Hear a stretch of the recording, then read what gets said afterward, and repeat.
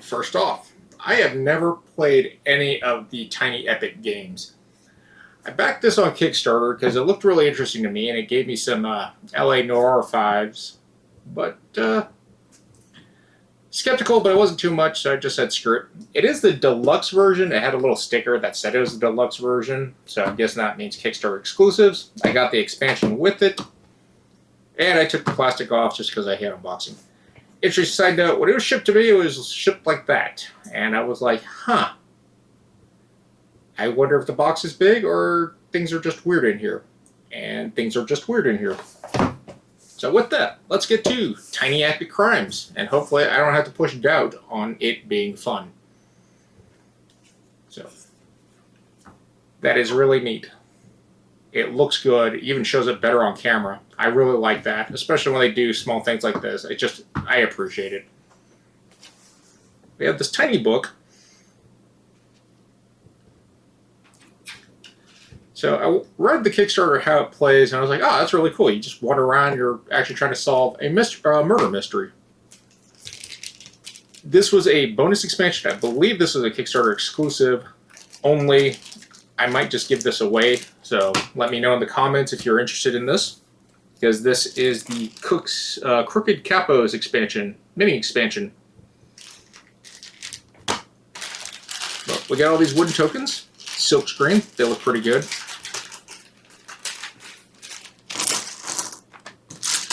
They feel good. They do show up better on camera. Got these really weird size square cards, and I don't know if I'm going to sleeve this game because square sleeves are kind of hard to get, but also this box is really small. And I can see why it was unleveled because they just kind of just cram stuff in here. This is a rarity, and I don't know if they do this in all their games, but I really do like that they've punched out all these tokens for us. They look to be cardboard. Yep, they're cardboard. So I really like that. I appreciate that a lot because that saves a lot of waste. And we have this envelope system, and this is what got me. I was like, oh, this could be really neat. So you have the little red cellophane here on the back, and you're looking for the murder suspect who's going to be in this. And the way it's set up, you're not going to know who the murderer is, you get a guess. But every time you unlock one of the evidence things, from what gang affiliation to their rank, the forensics, getaway, and weapon, you slide the murderer from here with the arrow facing this way, so you still can't see him. You're supposed to slide it. I'll show you how that works. And then you turn it around, and the cellophane is supposed to show you their association. Now, from what I understand, you're supposed to keep it hidden from other players because you want to solve the murder and get all the kudos. Because, you know, why work together for the greater good when you can be a glory hound? That kind of sounds like most people in reality. But again, it's the 1920s, so maybe that's how it works. We got these unique bullet dice. They're just D6s, but they are colored because there's a grid system of white and black that makes the grid. They're kind of neat. Maybe I should start using these for my normal games. Maybe I'm not cursed by rolling ones all the time. Disregard. We have this bag, which I believe these gangsters go in. And when we have this cellophane little cellophane magnifying glass, which actually works well on the camera too. That's pretty neat. And then we have our player boards and I think reference cards. But the core theme of Tiny Epic Crimes. In the city of Echo Ridge, a film producer, Donnie Murati, the mayor's son, was murdered in his penthouse last night. The mayor wants the case closed before the press sink their teeth into it. You have 48 hours till the lid of the thing blows clean off, and then it's an all-out gang war. In Tiny Epic Crimes, players are officers of the law working to crack the murder case and thwart the mobster activity in the city. The game is won if the murder is correctly identified when time runs out. So, what defines a Tiny Epic game? That it's a medium entry, high strategy, low downtime, short playtime, high replayability, and it's in a small box. We got a little QR code. Don't know if that will show up when you actually scan it on your TV or phone or whatever, but give it a try. And then you get to crack this case with the Epic Decoder system, which is our magnifying glass. So it contains 6 secret envelopes, 1 red magnifying glass, 16 suspect cards, 25 block cards, 18 event cards, 12 ability cards, 4 officer mats, 2 player aids, 2 time mats, 27 wooden tokens, 1 cloth bag, 22 bullet dice, 60 cardboard tokens, 1 rulebook. Card sleeve size recommendations. It's 70 by 70 and 86 by 125. I don't know if I'm going to find sleeves for that. No, 86 by 125 is regular card, right? So, really neat. And like I said, because I backed on Kickstarter, I got this. I also have to say, I really like the feel of this bag. This bag actually looks really nice. It's like fake suede, but it feels good. So I'm really impressed that they didn't overcharge for a lot of these components. And I do like the concept of a small game that you can just put in your pocket. And if everything works out, I might actually try some more Tiny Epic games because I really like the way this is done. I'm guessing these are special mobsters. I mean, they seem like the stereotype. Tiny rulebook. And then, yeah. We have this new envelope. So on the Crooked Capos mini expansion, 2 separate modules. You have Crooked and you have Capos. The Crooked module, the players are dealing loyalty cards within the state whether they're clean or crooked. Players can investigate another cop is crooked, getting either big rewards if they're right or big penalties if they're wrong. So you get to play internal affairs. Some bonus actions with the loyalty stuff, and no loyalty. And then we have the Capos mode. In this module, the Capos represent extra challenge that reward officers. Capos are treated like mobsters while in the city, but they are not part of, I guess, the regular colors, which are blue, red, and gray. Blue, red, gray, yeah. Okay, so they're not part of this crime family. And they just go in the bag. And of course you arrest them. Okay, so that's actually really cool that it's 2 expansions really in one. It doesn't say that you can mix both of them. It says they're separate modules. But that's really neat. Adds to the replayability, makes it simple. And I honestly wish that a lot of expansions went this route because it's actually good for the environment.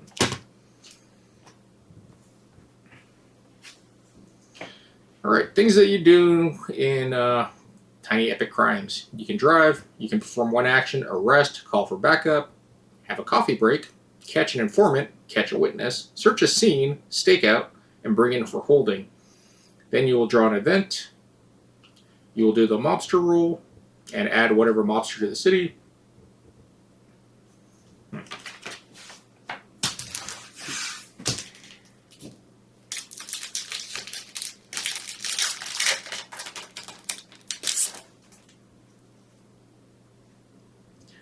So we have a standard and a cooperative side. So we got the hard-looking female detective here, and the sheriff. Roland Banks, and the detective Roland Banks. The femme fatale, and the analyst. And then we have a stereotypical lawyer-looking dude, who is the patrol cop. I guess standard. Okay, this is the time tracker, so it looks like we have a day and night cycle. That's actually pretty interesting. And then the other side is the co-op side. So that's really cool. We have a list of suspects. So we have the Blue Bee Gang and the Red Rhino suspects, or Red Rhino Gang. And then these are just the reference cards. So it's like Guess Who? So depending on the clues, you're going to find out what they're associated with, so you know they're gangs. So that's actually really, really neat. I do like the co-op mode because it definitely gives you different roles to play. And I'm guessing they have different abilities, because this stakeout, catch, witness, informant, yeah, they all have different abilities. It also has a weird leveling system, so every time you go up, you'll get these rewards by being good at your job. On the standard mode, where it's a free-for-all, everyone seems to have access to everything, so you don't have to work together. And it seems like they have the same leveling. No, it's different. But it still levels the same with the badge levels. So, I actually really like that. That's very thoughtful and has a lot of forethought.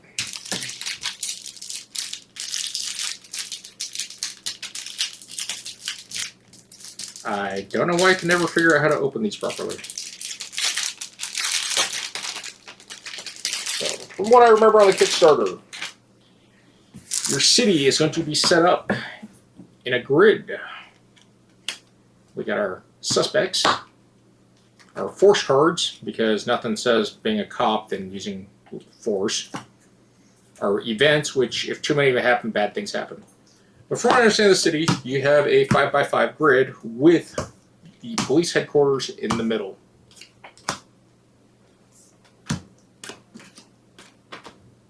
And it's just a randomly generated city. You place things at the icons.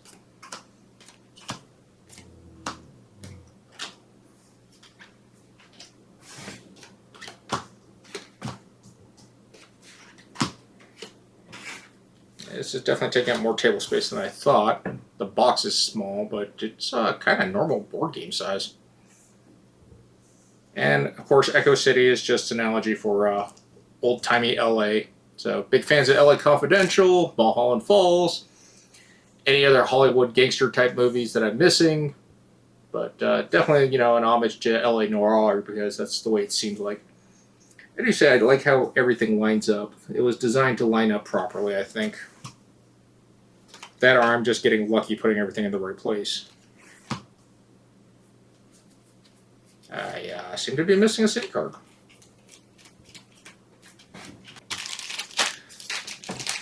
I do kind of wish these components weren't cardboard, but I'm fine with that.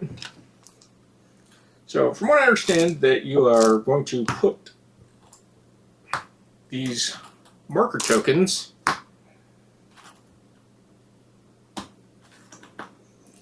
and this is how the grid system works with the bullet dice. You're going to roll them, they're going to basically tell you where to put stuff, which I think is how the spawn system for the gangsters work.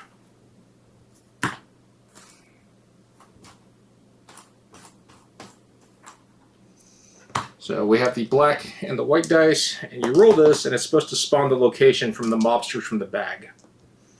And then you also have your clues and witnesses, and I think during certain times of the day it's going to trigger.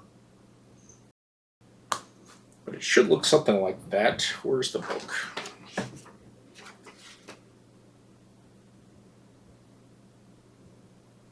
Witness tokens by the white. Okay, these just go on to the locations on the tiles. Guess I should have just figured that out by looking at these. So it does mention you should take notes. And we just take a random suspect. We'll just go with that guy. And we put him in the murder envelope. Yeah, I think sleeving these, it's not going to work. So anytime we actually want to figure out who, if we want to get a clue or whatever, we'll grab the guy, and we'll put him into the correct envelope.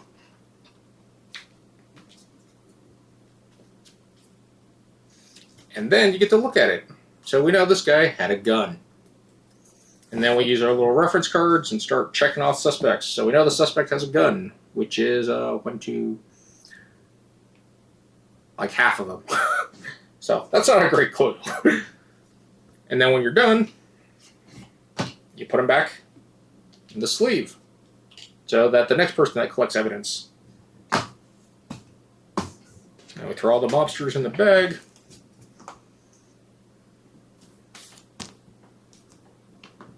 And we're just going to do social deduction until we find our guy.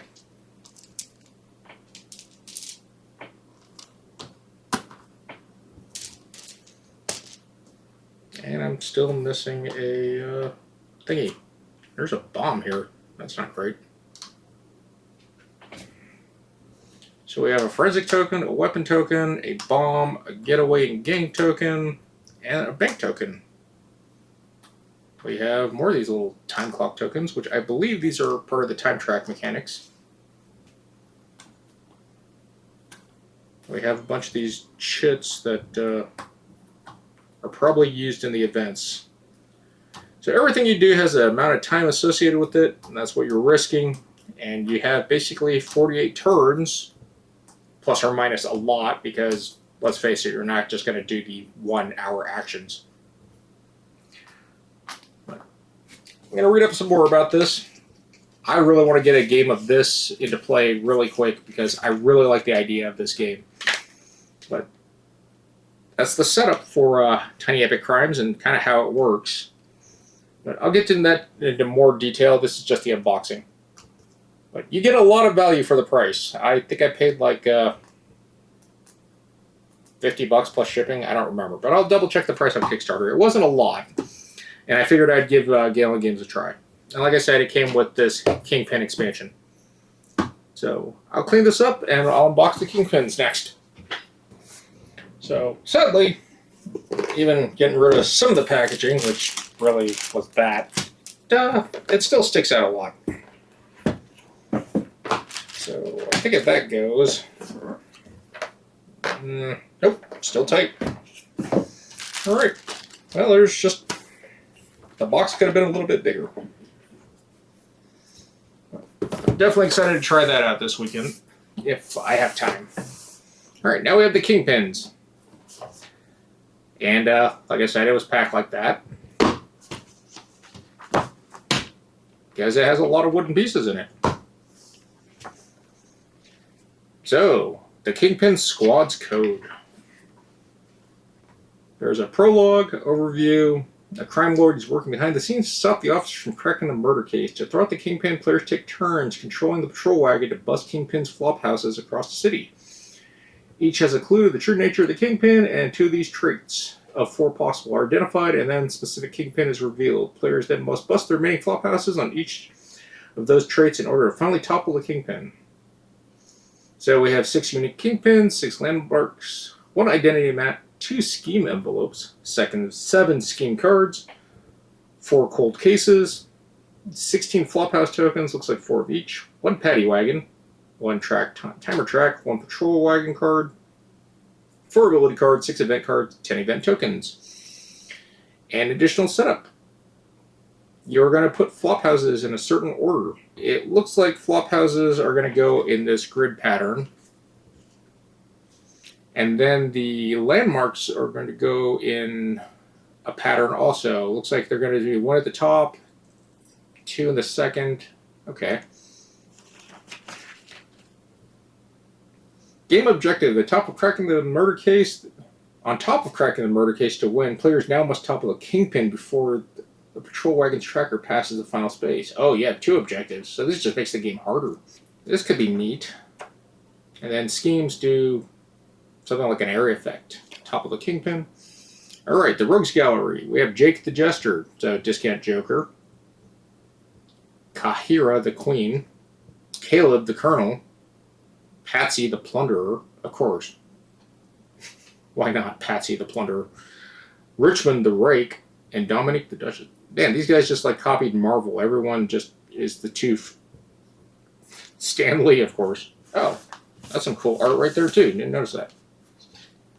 So all the bosses or Kingpins having a nice dinner. Why does Discount Jake the Jester Joker here look like a clown vampire? Okay, so instead of trying to find out 5 traits for the main murderer, you also have to find out 2 traits for these guys and then catch them. Huh, weird. They punched out the tokens in the other one, but they left these. That's kind of odd.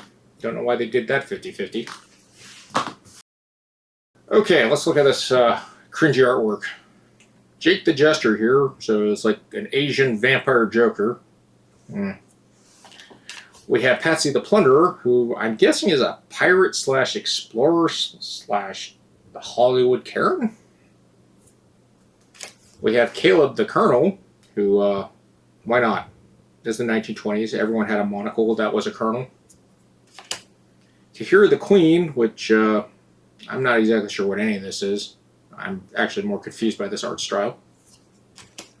Richmond the Rake, who obviously looks like, you know, Baron Zombie. And Dominique the Duchess. So, Cruella de Vil. So, some interesting art styles. We got the Kingpin at large. We got something happening here with a bunch of red film. The Kingpin on the run. Okay, so I guess he just chases around. And we have the Kingpin, the patrol wagon. So a reference card for that. We have the schemes. Interesting. Ah. How does this work? So we rotate the schemes. Oh, neat.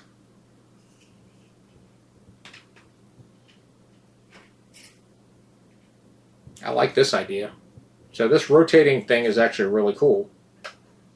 The scheme is constantly changing, I think. Maybe, maybe not. I'll have to read the rules fully after I play the base game. But I like this idea. And then does it change when it goes into Kingpin at large? Yes, yes it does. On the run, he gets just a bonus thing. Very neat. No way to tell which side is right side up, but whatever. So, 7 scheme cards, I believe, was what it said was in here.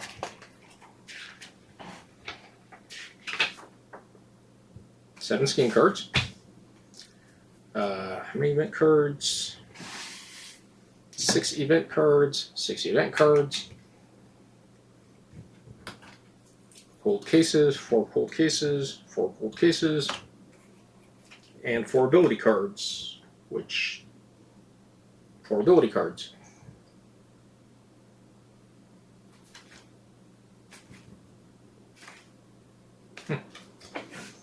So that's really neat. These monument tokens are really big. Oh, wood. Yeah, they're wood. That's neat. They're kind of cut weird. Like this T-Rex here is cut a little janky. Feels alright. We got T-Rex. We got what is that place called? The one in Harry Potter. Hogwarts. We got a theater. We got an obelisk. A hangar. And a merry-go-round. It's very weird city landmarks. Then we got these, what are they called these? Flop houses. So they're all the same on one side and the other side is different. We got our Colonel, our Pirate, our Zombie Lord, our Dalmatian Killer, our African Queen, and our lame Vampire. Plus a Paddy Wagon.